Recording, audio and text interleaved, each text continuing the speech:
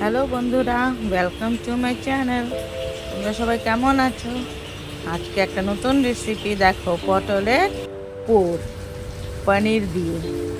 তো দেখতেই পাচ্ছ আমি পটলগুলোকে কেটে নিয়েছি আর ভিতরে যত বিচি ছিল সবগুলোকে বের করে নিয়েছি। এইভাবে তোমরাও বার করে নিও। আর দেখতে পাচ্ছ সাইডে আমি পেঁয়াজ কুচি আর পেঁয়াজের পেস্ট অল্প আর টমেটো কুচি করে রেখেছি। প্রথমেই তোমরা সবাই পনিরটাকে ভেজে নিও, অল্প কড়াইতে ভালো করে ভেজে উঠিয়ে রেখে দিও। তারপর পটলটাকে অল্প সিদ্ধ করে নিও, 2 মিনিটের জন্য সিদ্ধ করে নিও। সিদ্ধ করার পরে কড়াইতে তেল দিয়ে ওখানে পেঁয়াজ কুচি দিয়ে ওটার মধ্যে পেঁয়াজের পেস্টটাও ঢেলে দেবে। ঢেলে অল্প নাড়াচাড়া দিয়ে নিও ভালো করে। তারপর তোমরা দেখতেই পাচ্ছ আমি কীভাবে করছি, এইভাবে তোমরাও পেঁয়াজের পেস্টটা আর টমেটো কুচিটাও দিয়ে দিও। হ্যাঁ, দিয়ে ওটাকে ভালো করে অল্প নাড়াচাড়া করে ওটার মধ্যে নুন হলুদ অল্প তার মধ্যে অল্প ক্রাশ করে যদি পনির দিয়ে দাও আর একটু ভালো, দিতেও পারো, অপশনাল। তোমরা যদি দিতে চাও তাহলে দিতে পারো, না দিতে চাইলে দিও না। আর অল্প হলুদ গুঁড়ো আর নুন দিয়ে ওটাকে ভালো করে মিশিয়ে নিই। ফ্রাইড করে অল্প কাশ্মীরি মির্চ দিয়ে দিও, তাহলে দেখবে লাল কালারটা ভালো আসে আর পুরটাও দেখতে ভালো লাগে বাইরে থেকে। হ্যাঁ, অল্প তার সঙ্গে আধা আলু নিয়ে ওটাকে ক্রাশ করে নিও বা গ্রেটেড করে নিয়ে ওই মশলার সঙ্গে অ্যাড করে নিও। তাহলে দেখতে পারবে ওর কোয়ান্টিটিটাও বেড়ে যাবে, প্লাস টেস্টটাও ভালো আসে। ওটার সাথে অল্প করে তোমরা কোকোনাট যদি থাকে বাড়িতে অ্যাভেলেবেল থাকে তাহলে অল্প কোকোনাট কুচিয়ে দিয়ে দিও। তাহলে যখন তোমরা পুরটা খাবে ওটার সঙ্গে সঙ্গে যখন মুখে কামড় পড়বে ভালো লাগবে খেতে।